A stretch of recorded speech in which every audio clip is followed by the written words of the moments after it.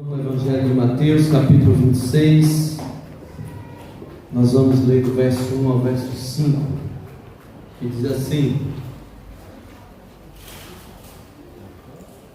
Tendo Jesus acabado todos estes ensinamentos, disse a seus discípulos: Sabeis que daqui a 2 dias celebrar-se-á a Páscoa, e o Filho do Homem será entregue para ser crucificado.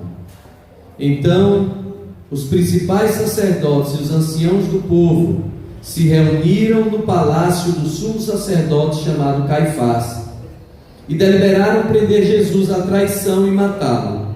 Mas diziam: não durante a Páscoa, para que não haja tumulto entre o povo.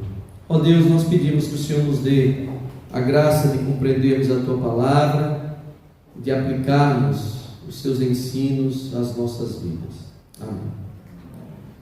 Você conhece bem essa história que foi cantada. Jesus havia então acabado os seus ensinos, concluído tudo aquilo para o que ele veio, e sentia então que era chegada a hora, e é isso que ele diz aos seus discípulos: o Filho do Homem vai ser entregue.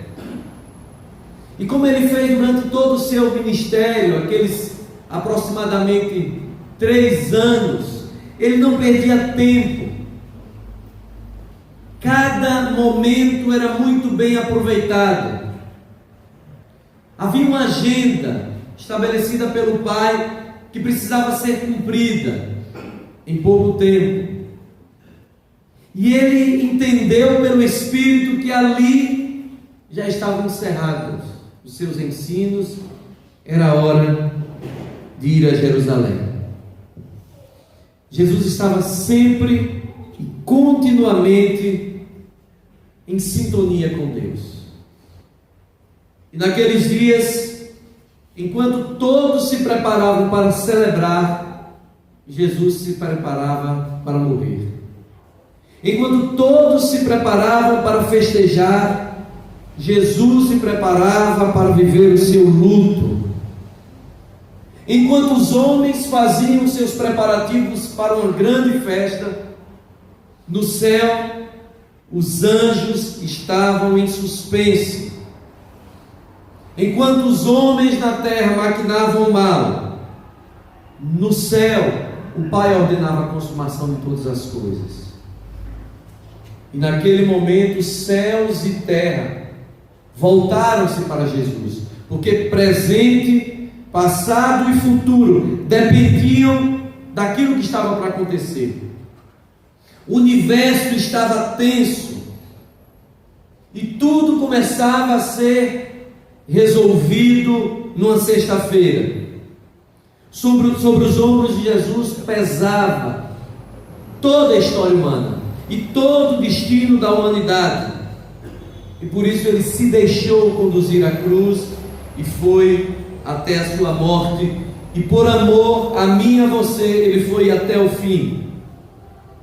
Todo aquele sofrimento era nosso, toda aquela dor era nossa, e ele morre para que nós passássemos a vida. Meus queridos irmãos, a mensagem da cruz é muito simples. Você e eu precisamos estar atentos à vontade de Deus para as nossas vidas. Você e eu precisamos estar continuamente ligados ao Pai, ouvindo a voz do Espírito Santo para saber qual é a direção dele para as nossas vidas. Muitos estavam alheios a todo aquele acontecimento cósmico, entretidos por uma festa. Muitos estavam desatentos para tudo o que estava acontecendo. Milagres, ensinos, a missão de Jesus. Estavam preocupados com a festa. E de tão preocupados com a festa, eles viram o cumprimento da festa, o cumprimento da Páscoa, o sentido de toda a festa estava diante dos olhos deles, mas eles não viram, eles ignoraram, eles estavam entretidos com as coisas desse mundo. E aqui fica para nós algumas lições. Ficam algumas lições. As festas não confundiam Jesus. As coisas desse mundo não desviavam Jesus da atenção. A Páscoa, que apontava para o Messias sofredor, foi ignorada, porque eles estavam preocupados com a festa. Toda a religiosidade daquele povo não permitiu que eles notassem que era o Messias, o Cordeiro derradeiro, o Supremo Cordeiro, o último, depois do qual nenhum Cordeiro mais pascal teria sentido. Estava ali, e eles não perceberam porque eles eram religiosos. A religiosidade cegava, o tradicionalismo cegou aquele povo. Eles estavam preocupados com as minúcias da Páscoa, com a celebração da festa, com toda a religiosidade que não passava de casca. E preocupados com a religiosidade, com a vida de mera religiosidade, de mera aparência, de mera apresentação, o Messias passou diante dos olhos deles e eles ignoraram o Messias. Aquela religiosidade não permitia que eles notassem que diante deles estava o cumprimento da Páscoa. A nossa religiosidade pode nos cegar. A nossa religiosidade pode nos fazer perder tudo isso que nós acabamos de ouvir, de cantar, de pregar, e que tantas e tantas igrejas fizeram no domingo de hoje, ou na sexta-feira. A nossa religiosidade pode nos fazer perder o sentido real da vida. O que é aparente não tem nenhum valor se no coração não houver a essência do Messias. Havia uma desconexão entre aquele povo e a sua realidade. Todos os ritos judaicos eram sombra de uma realidade que viria, mas agora a realidade estava diante deles e eles estavam desconexos com a realidade do povo. Os dias não eram dias de festa, eram dias de luto, mas eles estavam preocupados com a festa. E assim é triste a história de uma igreja que está desconectada da realidade do seu entorno. A nossa realidade como igreja é uma realidade de choro e de luto, porque o mundo está perdido. O mundo tem caminhado a passos largos para o inferno.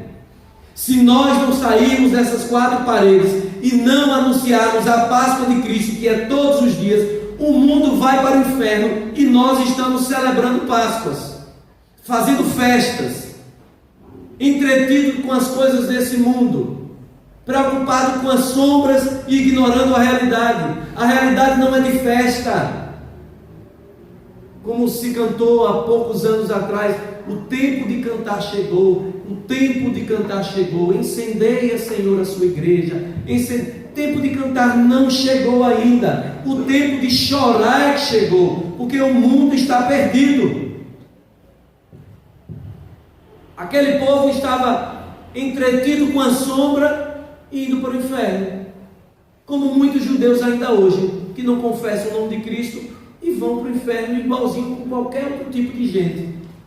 Como muitos outros que são religiosos, são até evangélicos, mas vão para o inferno, porque são bons evangélicos, mas nunca tiveram um encontro pessoal e genuíno com Jesus, um encontro pessoal e genuíno que transformou a sua vida e o seu caráter numa nova criatura, santa, pura, perfeita, nas coisas que faz, nas coisas que pensa, nas coisas que diz, na maneira como se comporta lá fora. Estão perfeitamente religiosos, mas correndo a passos largos para o inferno. Vão para o inferno bonito.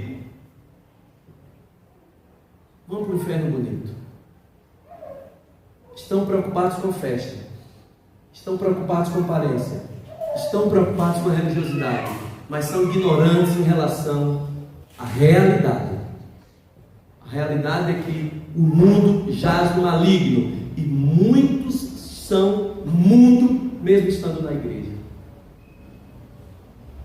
mesmo participando de ceia, mesmo participando de batismo, mesmo cantando, entretido com as sombras, estão muito distantes da realidade.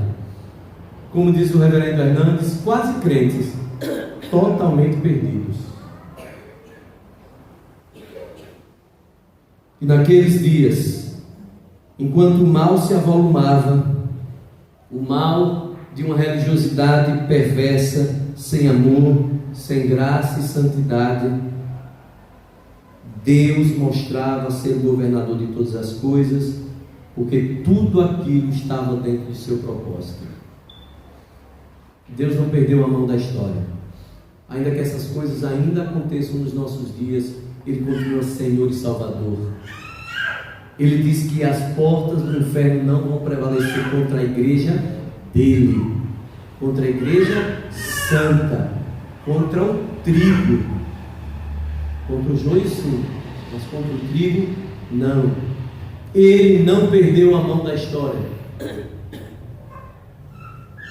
Pilatos, Anás, Caifás, fariseus, saduceus, Judas e a população induzida pelos religiosos pediram a morte de Cristo, mas tudo estava escrito pela mão do Criador.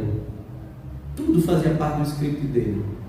Nada estava perdido, ainda que muitos tenham testemunhado o avolumar da perversidade.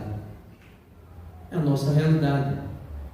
A perversidade tem se avolumado, tem crescido no meio da igreja.